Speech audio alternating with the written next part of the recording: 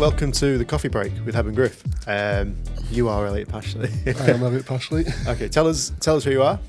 Tell us the name of your company, and tell us a bit about you, because we don't know that much about you really. So yeah, my name's Elliot Pashely. I run a media company called 1802 Media. I call it a company very loosely because it's just me at the minute. But what I do is similar to yourselves, creating video for corporate clients.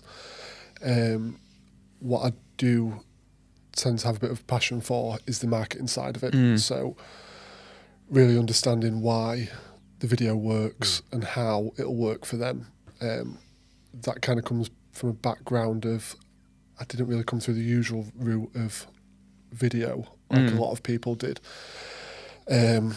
As my age kind of shows, I came to it a lot later in life, but I was taught from a very young age how to use a camera. Okay, yeah. Then never used it. I could always take nice little pictures of rubbish stuff. And I went into engineering because my dad kind of saw that I enjoyed problem solving. I was always that kid playing with Lego and puzzles and stuff like that. And I was very hands-on with things, and that's how I learned being hands-on with things. So went into engineering, had this problem-solving background, and got my enjoyment through that as much as you can find engineering enjoying. Right, yeah. That was the bit I enjoyed. I wasn't on the tools. I was in an office doing a Right, yeah, yeah. Then as I got older, I was working around in Manchester, Dublin, Aberdeen, all the oil and gas kind of areas and pharmaceutical areas. Because that's where all the work was. While I was over there, my sister got ill. She got diagnosed with cancer. And I was kind of stuck in some digs by myself with nothing to do. I tried going to the gym, and as it probably shows, it didn't quite work. And tried different things to take my mind off it. And then one night I was sat in traffic around Manchester, and there was a big billboard for Argos for money off a Canon 100D, the basic model that you can swap a lens on. Yeah. So I was sat in the traffic, put Argos in my sat-nav, off I went, got a camera, and just found that love of doing photography. All right. And it was never going to be a job. I just enjoyed doing it. It was my kind of therapy while my sister was poorly. Yeah. Bit of an escape. Exactly. Yeah. Get out of my head. Then, unfortunately, she passed away a few years later. Oh, sorry to hear that, mate. Thank you. And I kind of fell back into photography again. I went and rented a studio that wasn't making any money. It was purely thing, but I used it to get away. I do portrait photography, things like that. And without sounding too thingy on myself, is I could take good photos, and I got into video again by accident, but I couldn't do as pretty videos and pictures as everyone else. I kind of got the enjoyment out of it, but I couldn't see where I kind of fit in the scale of things. So I carried it on as a hobby that I would charge things for, earn a bit of money, make it. It kind of got to a point where there was probably a little bit too much money in that I felt not great about hiding it from the tax man as much. Right, So I thought, I'll make a company, I'll put the money into there, I'll invest it back into camera gear. So that's how the company started. So I can quite happily say the company's been going for like 3 or 4 years now. Okay. But I've not been working for that time. Yeah. I then I started my own company. There's a lot of young blokes doing the mid-20s. Started a clothing company. Right, yeah. I bought T-shirts printed on them. Yeah. And sold them for a huge markup. Yeah. But I enjoyed the marketing side of that more than the creating side. Right, okay. That's pretty much the main part of a clothing company is a marketing side. Yeah. Like, you don't even the clothes don't even need to be that good. And a lot of it is. There's that many out there. Yeah. We create a logo that we ask someone to create a logo for us, and we just print it on everything we can find. Yeah. And call it a clothing company.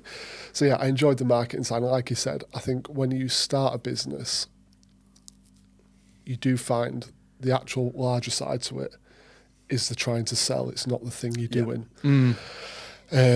So I enjoyed that, and then my dad started an engineering firm, and I went and worked for him, and because I was wanting to see how he was growing his business and things like that, I got more into the marketing side and reading up on it, doing courses, and I enjoyed that. And one day he sat me down, and I was talking about a marketing book that I'd read, and going through it all and being stupidly passionate about it. And he said to me, he's like, how many marketing books have you read this year? I was like, oh, I think I'm up to like 7. It was like the middle of the year.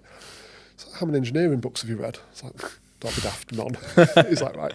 So I think once you've got us going, you go off, you do your passions. Yeah. I think that chat with him really set it going that, I want to do something. Yeah. So like I said, I couldn't find myself in the thing of, there's a lot of, like yourselves, a lot of good videographers around that I think make prettier images than me. And I was never going to compete or get to that level. Okay. So I kind of took a step back and thought, right, I'm going to come from the marketing side and have a marketing angle that uses video as a vehicle to push that forward. So I think, that's kind of where I've got to now, and where I work with clients on the marketing side, and then the video comes as a bit of an after. But that's how I got to it through, my dad being the uncle, all the family dudes, getting in people's faces with the camera, teaching me how to do it, to now, that being a job really, right, in a career. So. Oh, right. That's really interesting.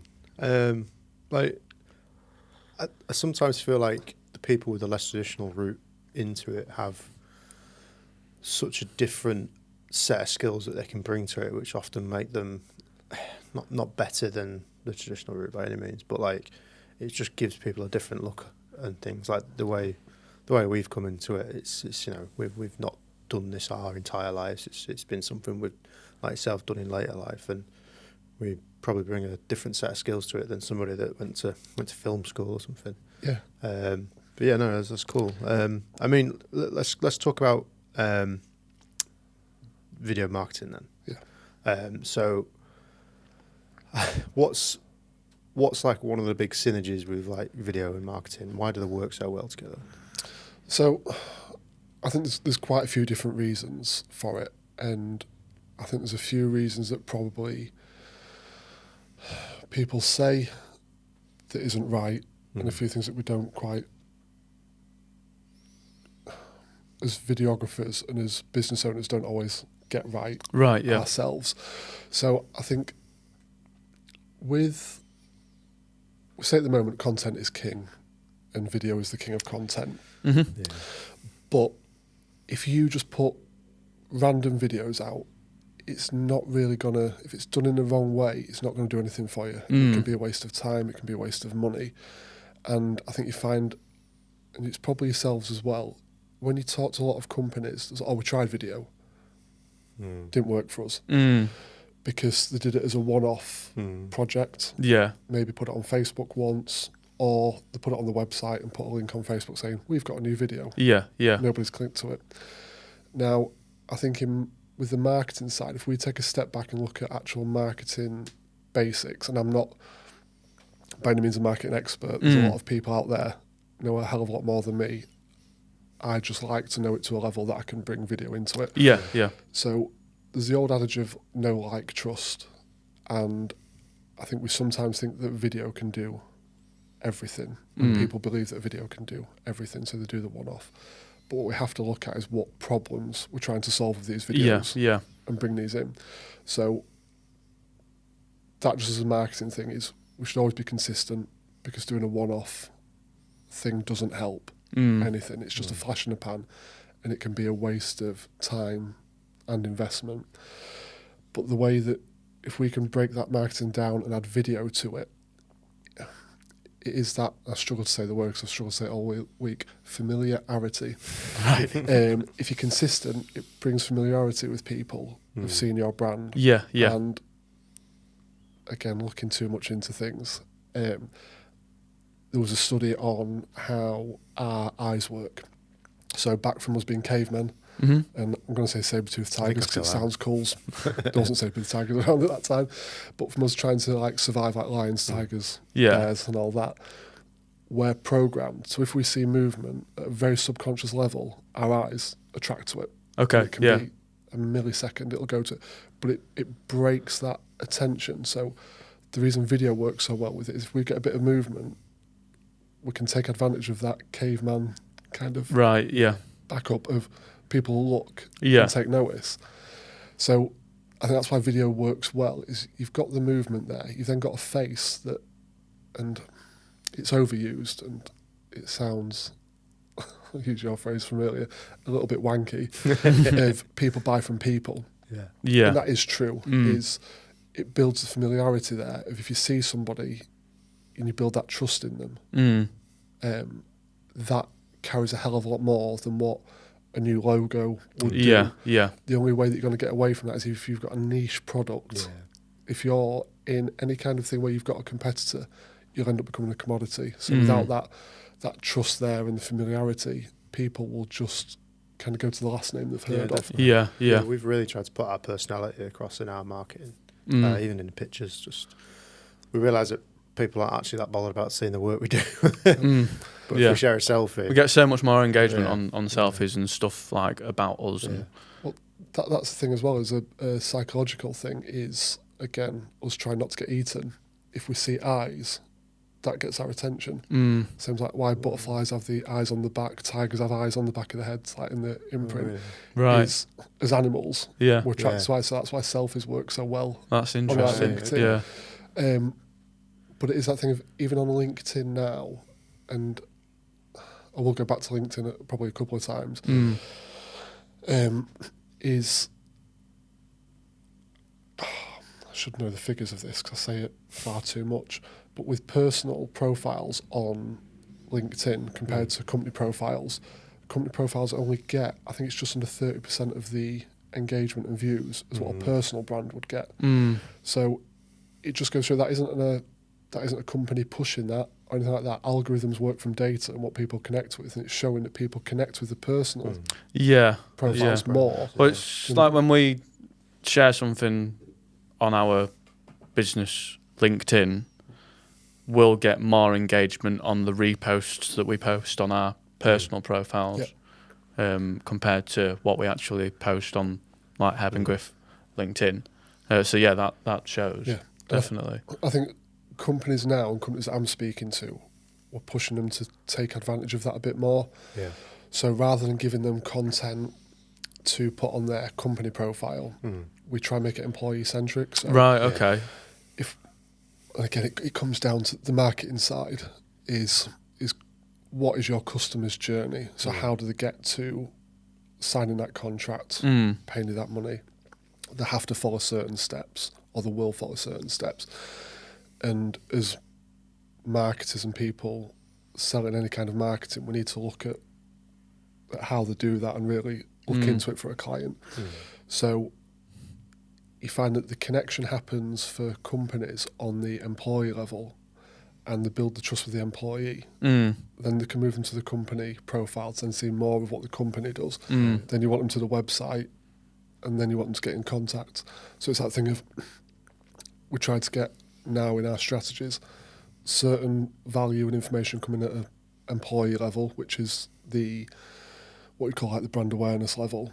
Then as they're trying to find out more information, we want them to go to the company and that be more in depth. Yeah.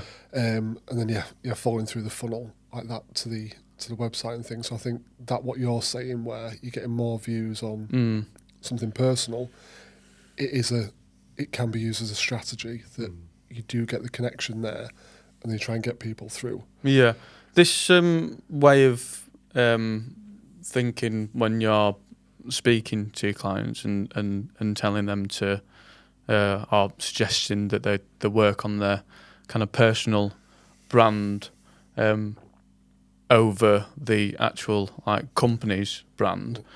Do you find that they're kind of getting on board with that like straight away, or are you finding that it's a bit of a difficult kind of transition process to get them out of the mindset that they need to just push the company?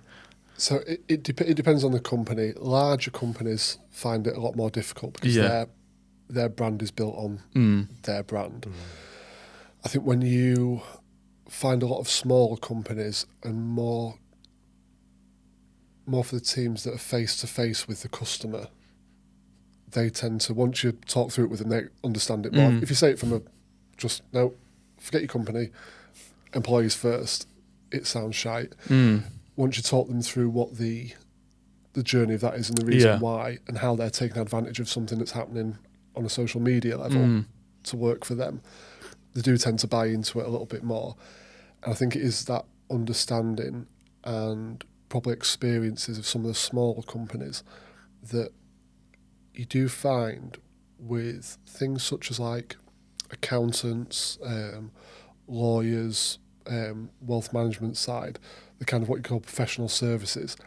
When people are after advice, they need to trust where the advice is coming from. So if you've had a company where you've had one person who unknowingly has created a personal brand that's about them, it's usually companies where it's named after that person, you'll find a lot of customers will come, ask for advice, the employee will give the advice, and then they'll ask for it to be confirmed by the manager, the owner, or just ask to speak to the manager anyway. Right.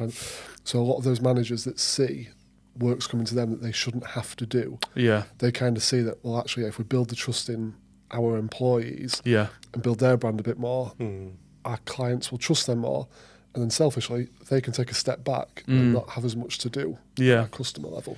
Yeah. How, like, when you say strategy as well, like, how strategized do these kind of videos need to be? Does it need to be like, right, next week I'm going to do a video about X, Y, and Z? Or is it very much like, I've got the idea in my head now, I can just film myself now and do it? So I think a lot of it comes down to what the type of video is and what you're wanting to achieve. I think with any kind of marketing, it depends who you speak to. It's either 3, 6 or 12 month focus. And it's that thing of, same as we say with video, you can't get somebody to know about you, like you, trust you, buy from you in one video. And that's just marketing. That's everything.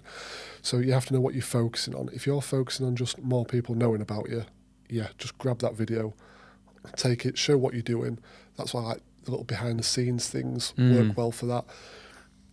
It doesn't have to be as thought through. And I think where the kind of misconception with strategy with video is there doesn't have to be a huge strategy with the video itself. It has to hit a certain goal, and that has its little goal, but that's just within a larger strategy of what you're trying to do. So I think you do find a lot of people waste time or feel like they waste time and money with things because they think they're putting out a video that's going to get them more sales. Right, yeah. When it isn't. It's not a converting video. They're just saying something and getting some likes, follows, comments, or nobody's seeing it. So yeah, I think that all depends. Is a strategy behind the video? It just has to be within a bigger strategy itself. But yeah, you have to know what your goal is, I think, before you hit record. Otherwise, you can have a very pretty image, or sometimes if someone's taking it with a phone, a shite image that doesn't do anything. But that being said, you can get someone that, if they know what they're doing, know what the goal of the video is, and if they're, say for instance, they're selling cars, and they think, right, we need more people through the doors this week with servicing, they can create a video saying, right, if you're looking for service, if your car hasn't been serviced in this long, we offer this, this and this, and if you look at our Google reviews, these are all the trusted clients we've got. Come in this week, we can do that. That can be on a shit little video, but that'll connect with people. Because it's there, it's got an actual goal.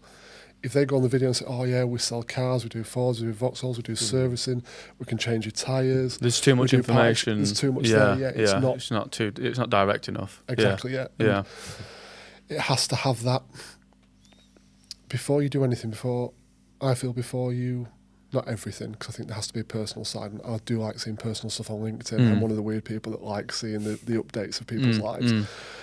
Is, I think things that you post business-wise, it just has to have what is the next step, what you're wanting people to do next. And that has to be in mind before you record, I think, any video, before you write any post, before you put a selfie up on LinkedIn. If it's something to do with your business, think what's the person's next step and how am I getting them from where they are to what that next step is. Yeah, we've seen a lot at the minute as well about kind of like sharing information, like educating people as well. Like, is that something that can be done through video? I think that's a massive one, because if you think when you're, especially if you're selling something high ticket, and if you're buying something that's high ticket, you will not just see it and hit buy. You'll Google it, you'll try and find out more information on it. You'll get your knowledge up till you can then see the value in it. And not feel like you're being sold the magic beans for Jack's Beanstalk.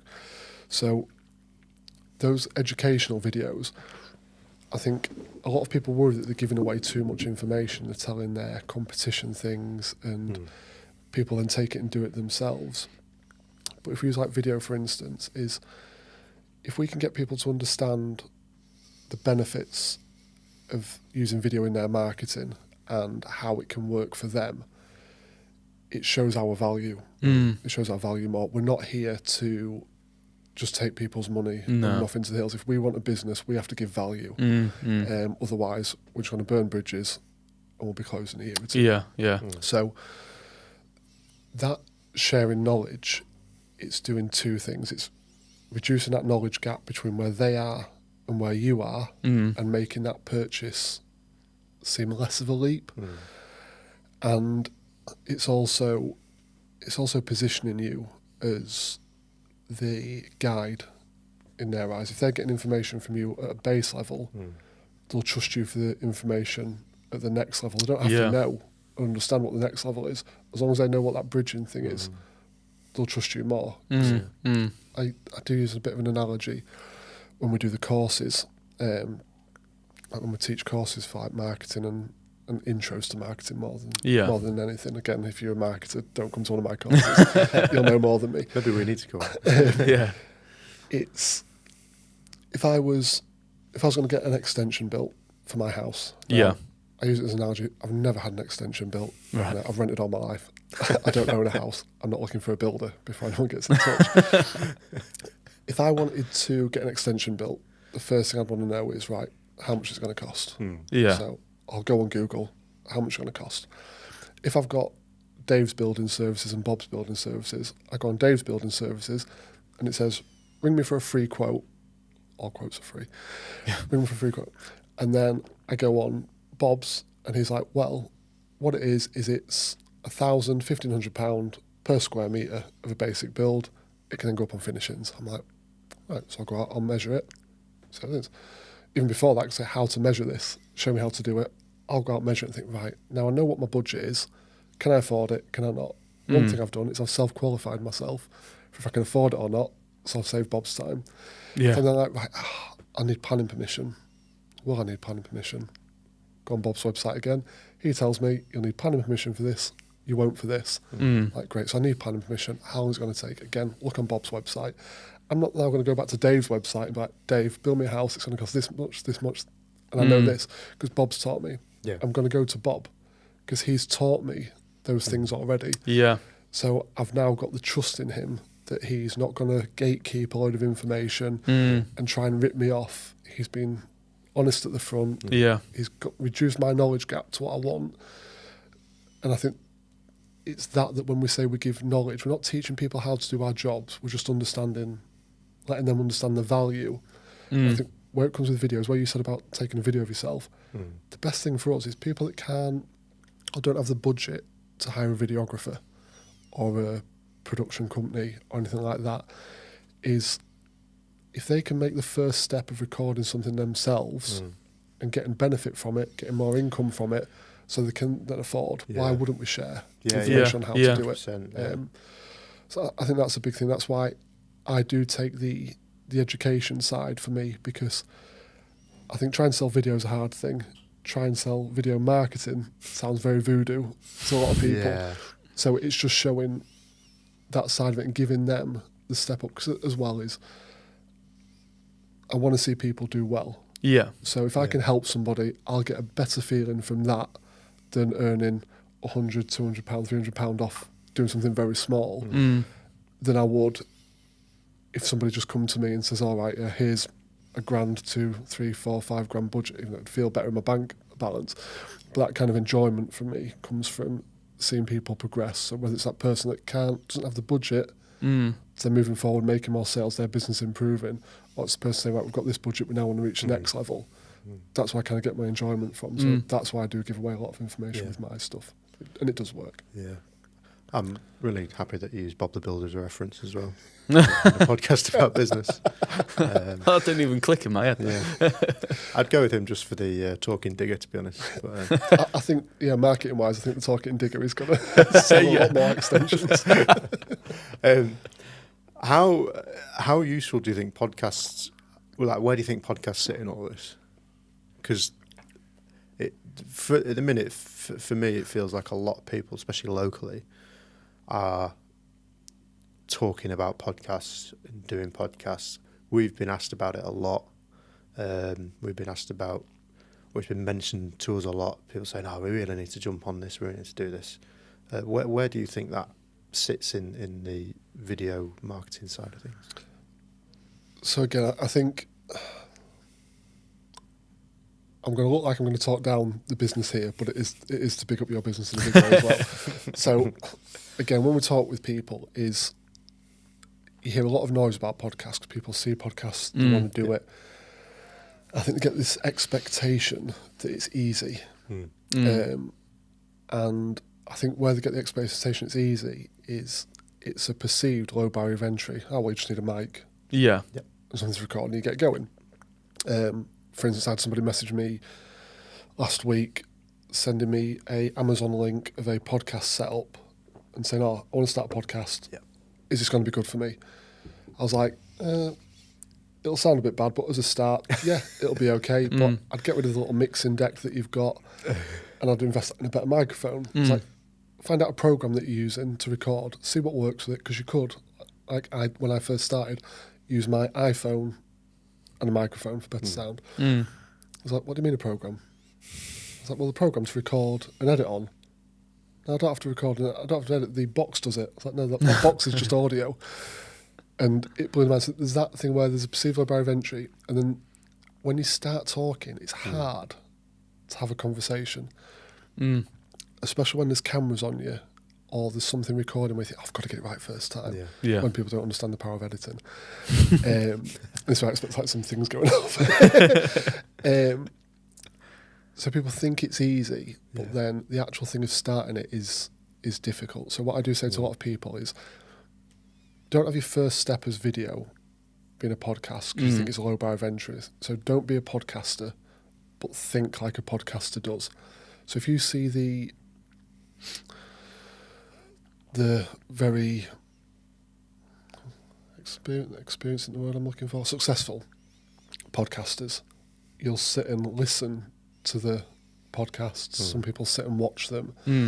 But then what they'll do is they'll have the long form content that will sit on Spotify or YouTube, which is where they want you to go because they get paid when you listen to it there.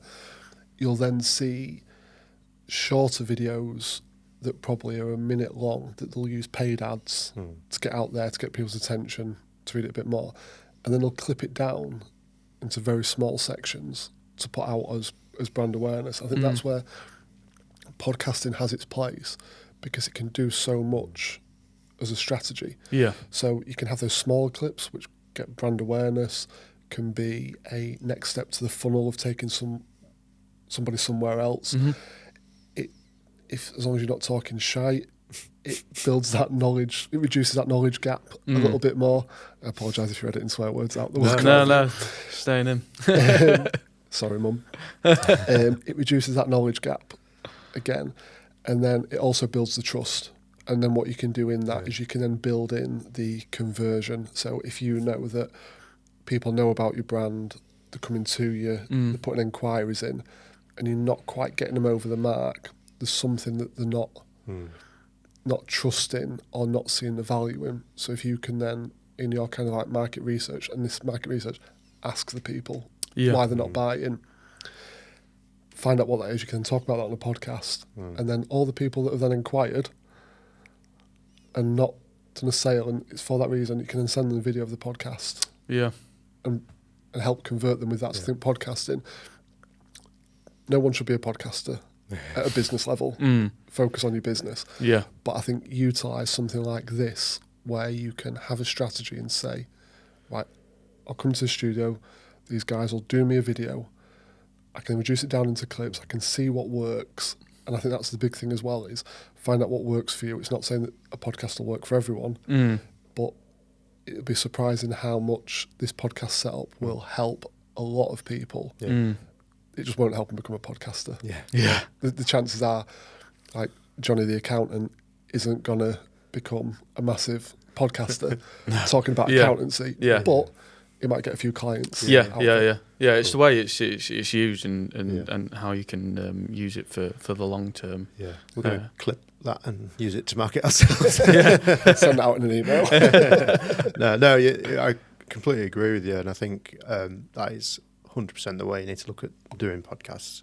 There's a lot you can get from 1 hour of podcasting, and like that's why I'll always argue that you should do a video podcast as over an audio one. I mean, audio's obviously got its place, but the fact that you can clip those videos down and use them on social media is just so powerful. I mean, the people that we work with that have used that, they get so much out of those video clips. They're actually way more useful than the full podcast. But there probably will be people that sit and watch or listen to the full podcast still. So you just it's win-win.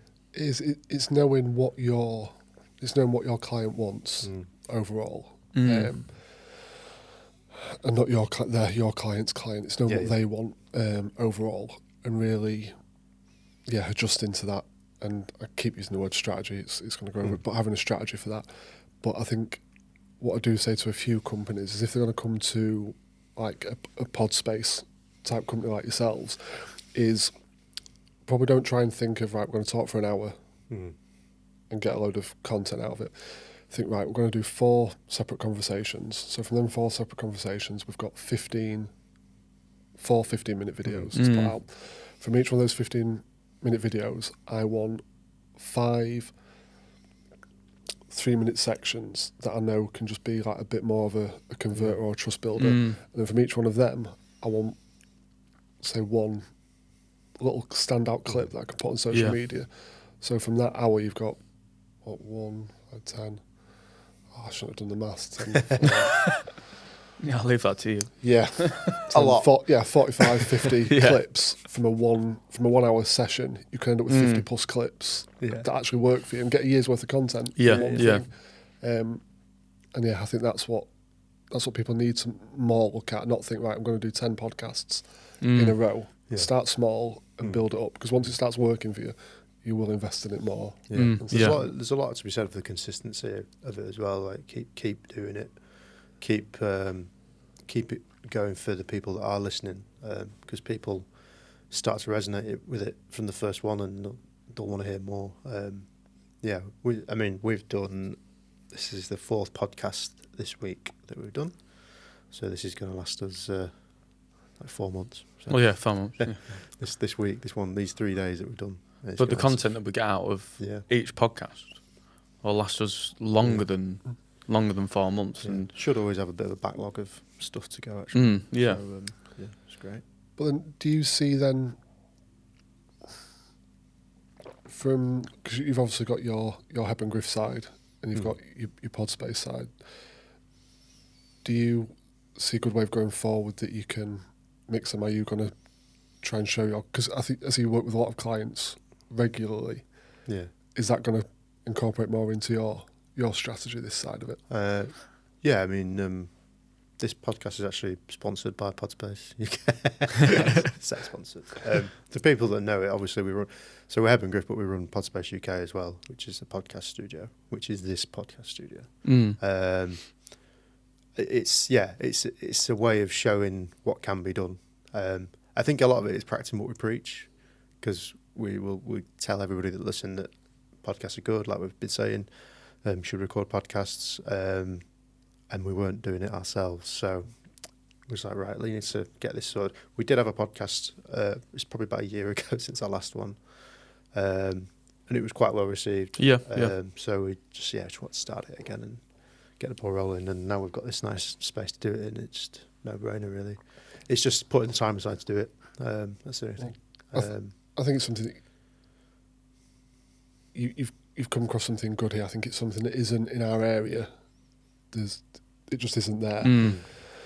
I've had plenty of people ask me for podcasts, and actually early, usually they realise what's involved, and it dies off pretty quickly. But I think having something like this and having it to such a good kind of quality as well, it is what the area needs. I think you're doing something good with opening this, because there is a benefit to it. Yeah. I think it's people understanding what that benefit is, and things like this. Mm. Yeah. Will show it. So no, hats off to you for actually taking the plunge and Thank you. and doing it. It is it is That's needed. getting clipped as well. It's just on the We'll share that website. tomorrow. Yeah. Elliot, Bob the Builder's mate says. Come to podcast. Yeah. How you're a Scunny lad? Yeah. Yeah. How have you found like the creative scene in Scunthorpe? Like, it's something that we've spoken a little bit about with other guests as well. It's, I think, and we've spoken about it in the past, haven't we? There seems to be this growing creative scene in the area, but like, what do you think it needs? What do you think the area needs to help it out creatively? I think creatively, and again, this is me from a non-creative. If I say non-creative, not as creative biased, is I don't think there's enough of an outlet for creatives to get started with things, and you find a lot of them move away and go to cities and things like that. So as when creatives pop up in this area, very isolated with each other. Now, I don't mean that we should all like run out, hold hands, and all video together and skip off merrily into the sunset. But creatively have a need. I think as humans, we need to see the art form have that emotion, connect with things that we wouldn't see. So creative-wise, we do need to harness that more. But then I also think that creatives in a business sense, and not just creating videos and things for people, but how creatives think differently to somebody that's maybe a little bit more black and white, or has always been in one business and followed it through, is I do think that needs to be harnessed more. And I think once people start seeing the benefits of it, we'll get a bit more of a community and help each other. But I think because there isn't that many outlets for us, is once we get into it, we first get into it really as a business. So even though we don't do it as a business, it's wedding photography, wedding videography. People do like portraits and things like that. Yeah. We set up and we just want that little thing for ourselves. Yeah. Again, creators, we don't understand the market inside of it, so we just think, all right, we need it all, otherwise we won't survive. There's only this small little pool there. But I think, as I've said to you previously, is out of all the, just use video for example, out of the people creating video in Scunthorpe and the surrounding areas, there's probably 10, 12 of us, but with the amount of businesses and other people that there are around, we should be able to feed 12 of us to a business. Yeah. So I think it's that, rather than being that we all just kind of want everything, we've all got our like strengths and weaknesses. Like I've said from the start, my weakness is I think if you say out of the 12 videographers that are around it, I'll big myself up a little bit. I'm not the worst, but I'm definitely not top 3, top 4, top 5. So I know what my strength is. I'm not agreeing. I just nodded you. Yeah, I'd put the ball. You was right first time. And I think it's that way we can work together a little bit more and really realise that not everybody will resonate with me. Yeah. There's people that will just prefer you guys as either the work you do, your personality. I think I can be a little bit too black and white for people, so I will be very honest. If I think something's shit, I'll say it's shit. Which again, some people, if people want a bit of an ego boost, I'm probably not the person to work with, because I'll look at what's going wrong and try and fix that. So I think once we realise that there's more people out there for us,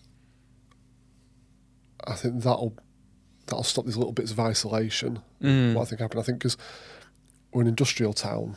Yeah. All our kind of personality, heritage was on the steelworks, which isn't a dead business, but if you look at it from what it is 30 years ago to now, it's been dying. And I think for us as a town, that what our identity was industrial, creatives don't fit into that. Then to have your kind of your heritage, your identity see dwindle, you know, that's kind of just what we've attached to. And I think we need to find the positive sides of it. And I think that's where us as creatives can get together, because there is a good story to be told about Scunthorpe. I mean, as that the recording you did for Place Labs with Oasis Community Centre and Tyrone, that showed that there's people there that care. And it's that thing when we say like work together. Again, there was plenty of videographers there, plenty of creatives there. I mean, not all going to run away and make a big video together, but we've all got a common purpose. I think that it's that side of it is we need to realise that we're not all after the same thing, but there is certain things we can get together on, and especially for this town, is help promote this a little bit better. You know, we don't have to be all turning up and try and be like the Steelworks new videographer, all work together as a big team. But yeah, I think there is so much room for collaboration between all the creatives in Scunthorpe for sure, and there's no reason why we should shy away from collaborating with each other, because we've all got different strengths and weaknesses, and together, like if we wanted to get involved in something, it could be a really good project to be involved in. So and like it feels like that is kind of slowly approaching, because we've had conversations with like yourselves and other creatives where we all do share that same mindset, but it's just about getting us all in the same room together and getting our mindset laid out and what we can do going forward. Yeah, I almost feel it's a project issue. Like a lot of times there's not the projects to work on, where we need like more people, and I don't know how that gets fixed. Like, I don't know if that's the case of us creating the projects, because a lot of the time when we get approached for a job, we know that we can just manage those two, and we've got our editor obviously, and Tom can do that. There's not often a need to bring other people in, but we're always aware of, if we ever do need to bring people in, we know exactly who to get in touch with, because there's a lot of people out there, like you say. I think it is we can, I don't think, the word isn't use each other, but we can... Abuse. We can, so for, again, like for me saying that there's certain things that I know I've not got a strength with. Right. Same as you, is when projects come up, is in my head I'm straight away thinking, right, if I don't want to do it all, and it's that thing of any business owner, you don't want to do everything because you end up just being a busy idiot and probably like losing money in different places, is I know that if I look at bigger projects, I already price in now, and this isn't that I've always done it, it's only been the last couple of months, I start pricing other creatives, even before I've asked them, I think, right, if I can reduce the time that I'm on set and bring other people in, I have started doing that more. I think the hard thing at the moment is, as you guys will probably find, because video isn't a huge thing in the area. You know, we've had companies and videographers that have done well from video, but they've got fairly large clients and things like that. These smaller ones, they're not seeing the full value. I think if we go further afield, we'll be able to get bigger teams in and things like that. I think that will come with time. I think the more that we kind of push that as well to show the benefit of, you know, I might not be the best at doing drone footage or headshots, or I'm definitely not going to buy a load of podcasting equipment. So I now see it from a business side of, again, taking the creative side away from it. Right, what would actually be the best for the client?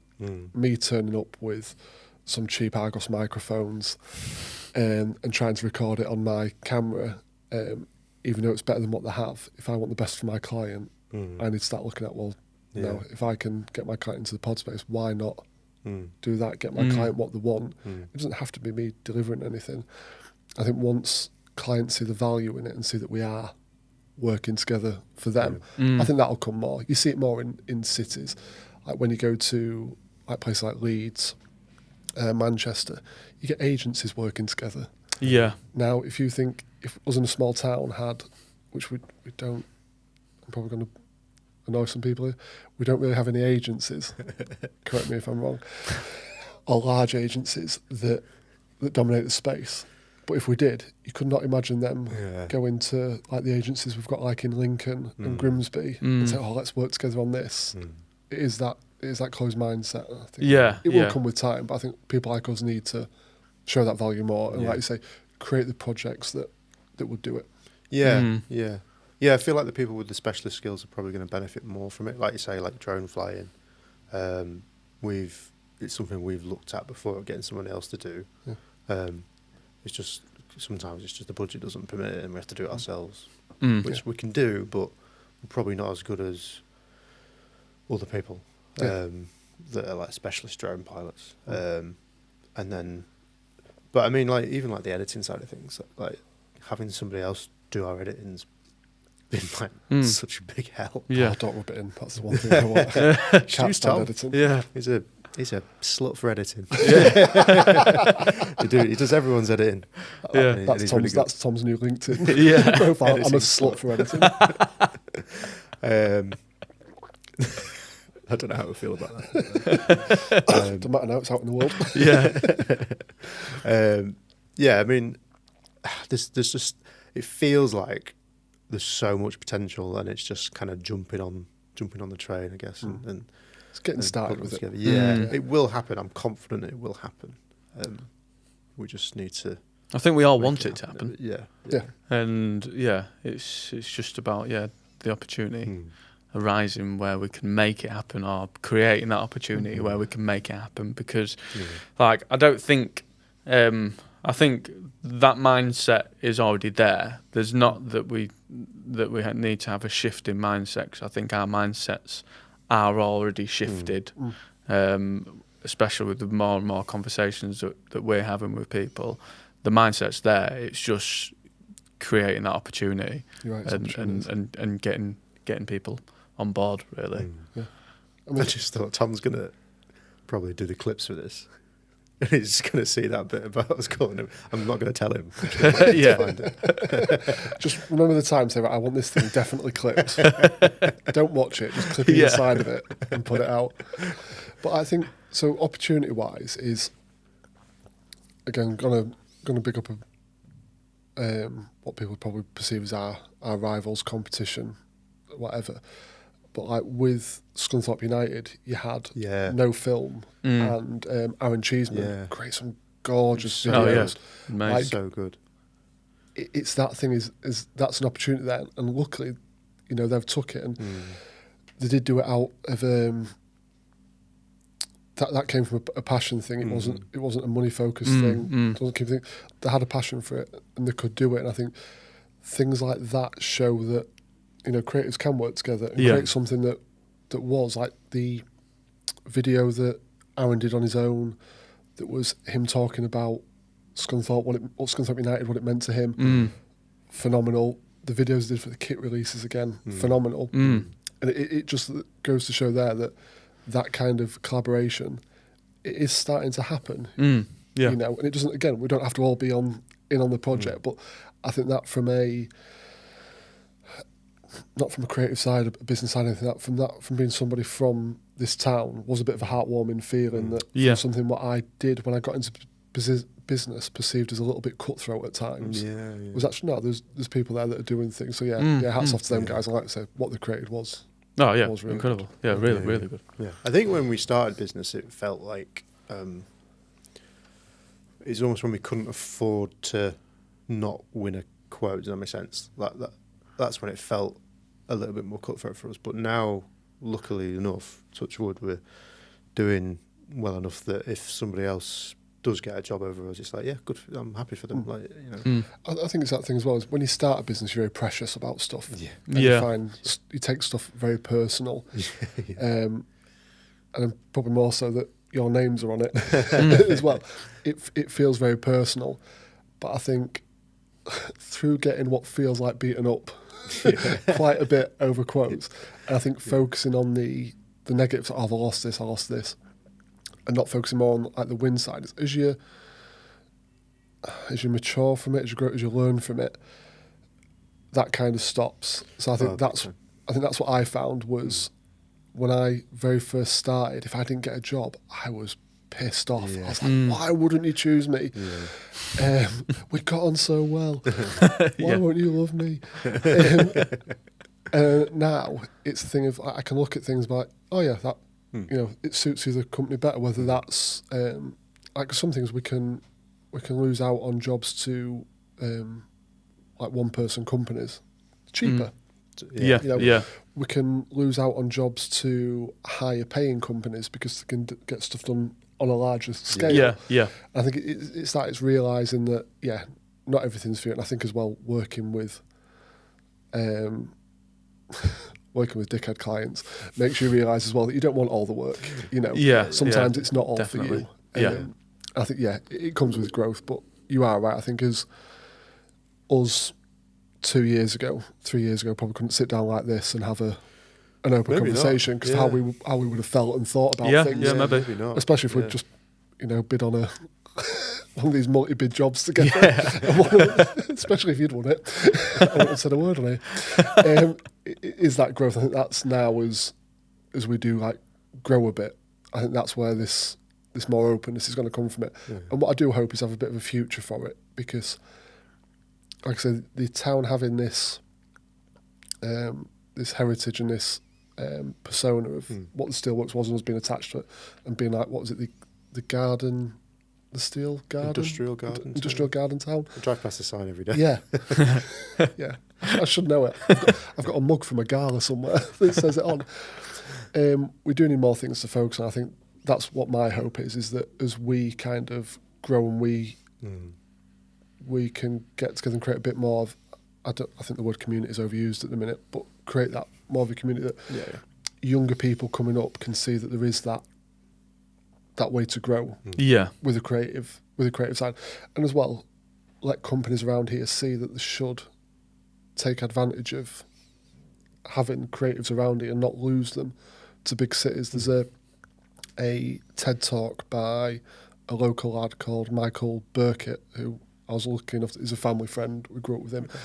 And if you watch that TED talk, realising what creatives can do in a standard business, I wish more businesses would watch that and actually give these creative kids a chance. Yeah. And see like that maybe like what someone perceives as like the little weird kid drawing in the corner could actually revolutionise things from a different way of thinking. Definitely. So that's what I do hope, that if we can get together more, collaborate more and really grow as an industry more in the area, it creates that for the future. Yeah, definitely. That's a really nice way to end it. Yeah. We're doing a thing where we get the guests from the last podcast to ask questions to the guests on the next podcast. Yours is really impactful, emotional.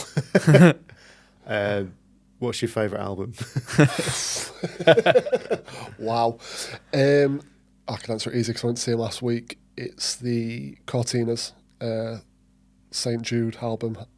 I was going to age myself here because it came out 20 years ago. I was 17 when that came out, so I was like sneaking into bars and Not 19 Forever would come on and I'd jump about my mates pouring beer everywhere every time they've toured. Yeah.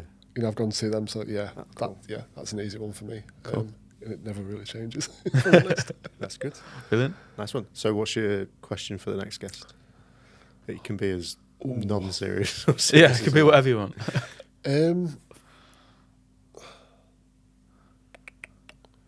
I don't know. Probably, I'm trying to think of something to relate to that last bit about the town. Yeah.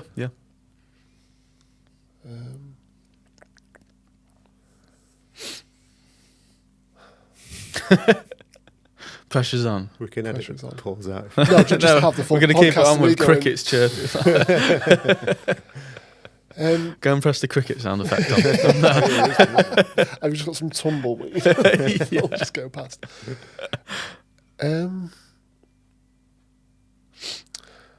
Probably then a deep one is. So I think, like for me, is I moved away from this town and came back, and I'm kind of proud of where I come from, the upbringing I've had. Yeah. My family, my friends, and the community in general, and that talking about the steelworks maybe like demising a bit and not having pride is like, I think for them, what would they like, not their legacy to be, but what would they be proud of that someone could look back on and see that they've done, especially like the next generation. Yeah. And probably the flip side to that is what would they like to see, especially if it's local, our town, to grow and people to have pride in. Yeah, like that. Yeah. Awesome. Brilliant. Thanks for coming on, Elliot. Thank you. Where can people find you and what you do? Predominantly is LinkedIn. I'm always on LinkedIn. It's my place. So either Elliot Pashely at LinkedIn, or if you go to my website, which is 1802media.co.uk. Awesome. Brilliant. Nice one. Thank you. Thank you. Thanks for watching. Don't forget to like and subscribe, and we'll see you in the next episode.